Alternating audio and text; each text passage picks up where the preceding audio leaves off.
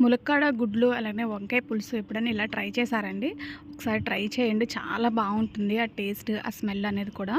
ఇంకా ప్రాసెస్‌కి వెళ్ళిపోతే గనక ముందుగా చిన్న నిమ్మకాయ సైజ్ అంతా చింతపండు నానబెట్టుకోవాలి. అలానే ఎగ్స్ అనేవి ఉడికించుకోవాలన్నమాట.